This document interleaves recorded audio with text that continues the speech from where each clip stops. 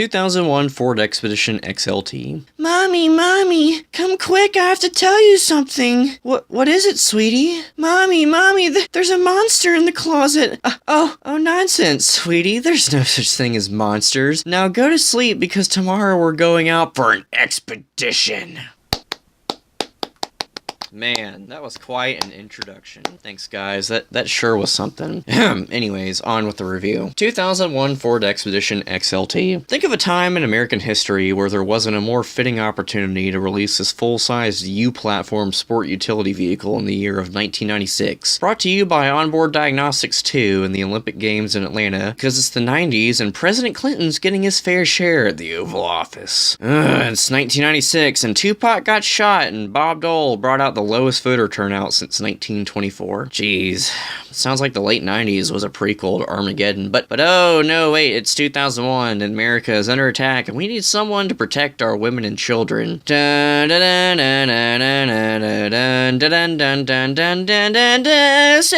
here and it's brought to you by FOMOCO. And here comes those blue label executives with another built Ford tough modular powered SUV sporting another definition of adventure.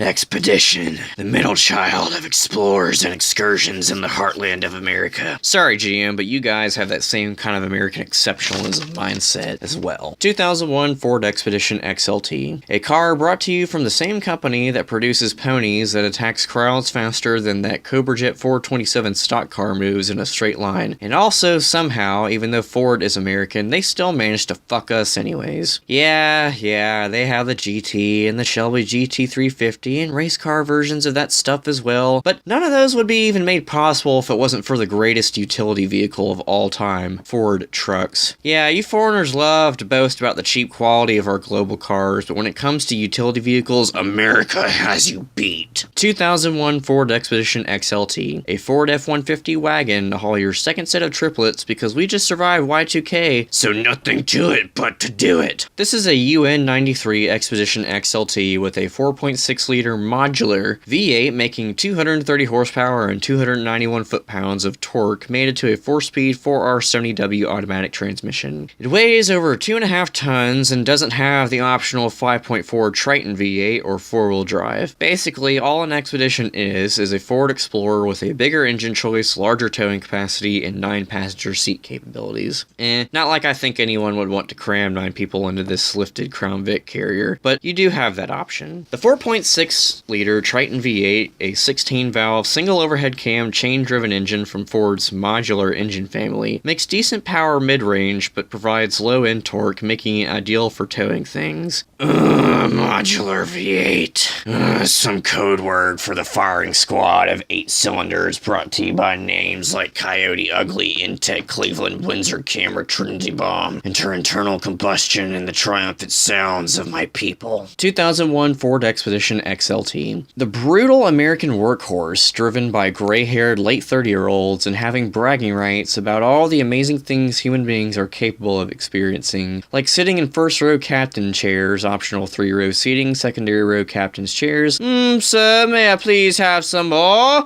More? Leather seating surfaces, illuminated running boards, heated side view mirrors, power moonroof, dual-zone climate control, and Ford's mock audio sound system with rear subwoofer. Many of these features were popular on the Eddie Bauer version.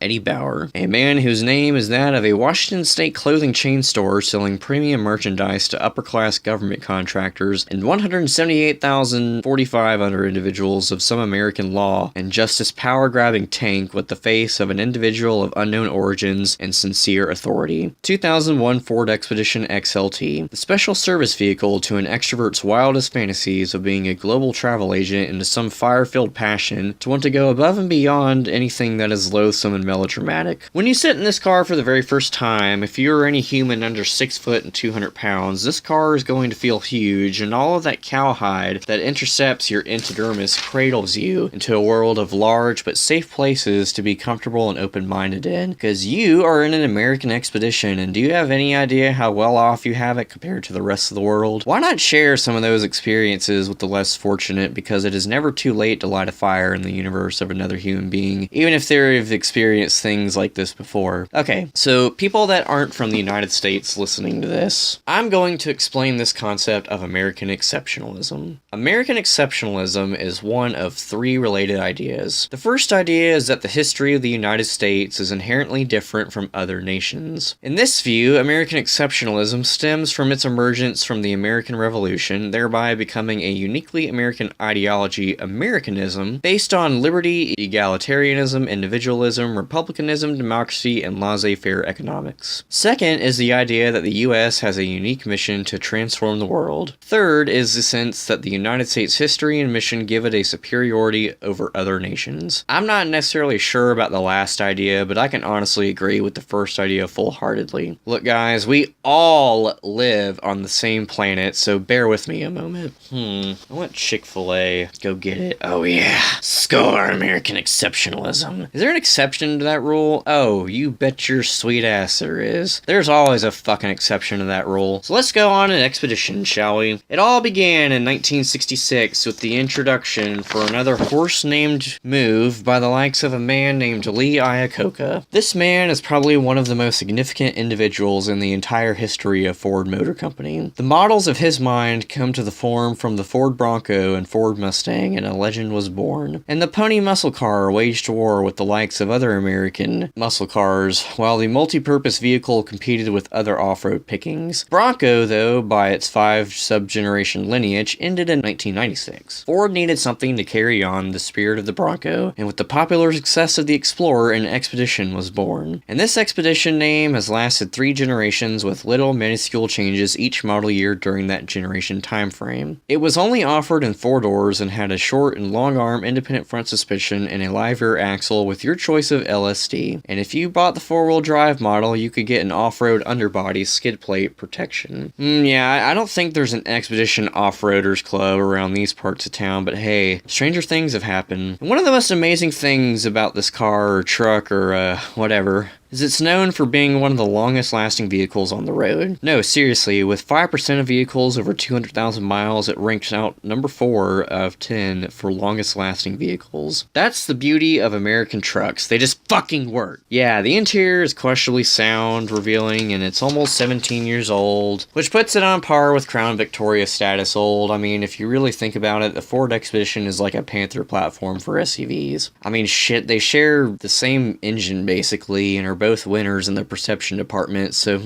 maybe Ford was on to something then. I wonder.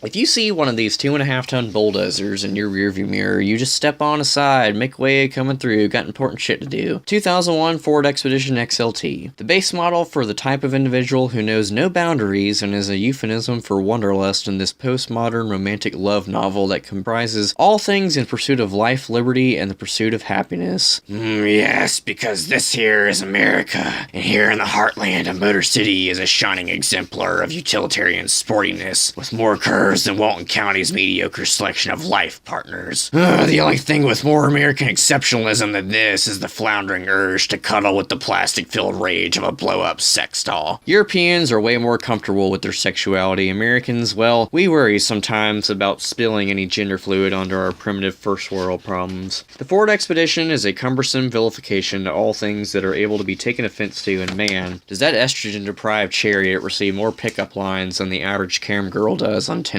It's a truck that accepts a cheap shot to the face, but oh, when that mouth opens and that modular meditative murder face spews out words that make up a subset of languages lexicon that is generally considered to be strongly impolite, rude, or offensive, and those words break down your moral code of the golden rule, and you disintegrate into a pile of shame and self-doubt, but you retaliate by saying fuck it, and proceed to verbally assault back as more of that he said, she said nonsense is escalating quickly in the unknown by nature casual conversations of the internet and text messaging. 2001 Ford Expedition XLT, a truck for the kind of guy whose ways of coping with stress and anxiety is by taking pieces of cheaply made furniture and throwing it to the fire pit of combustion, and somewhere in that oxygen-rich flames of justice does there come a self-evident truth so powerful that SpaceX can't even put enough rocket power into it to discover its true meanings. That truth is the bittersweet realization of knowing how much self-worth you have when you embark on this journey in life, and realizing that while the individual a path is something we ultimately face alone, the path to success is something we can all experience together. Whether it's a misconnection with an old high school colleague, or a second chance at getting it right with a girl you've had a crush on since freshman year, or the casual Facebook conversation about the world of heart-throbbed axe wounds that so many people find solitude in conversing about. The sound of the seatbelt reminder system as it rings your eardrums with sound waves of some generic electronic module programmed by an engineer of Wayne, Michigan, and the comparison to the Lincoln Navigator resulted into the sudden shift to large Luxo barges after the post-Great Recession era beginning in 2008. Americans love their large station wagons and crossovers. I mean, they still make the Ford Expedition, but all you get now is some EcoBoost V6 and select shift intelligent Manumatic.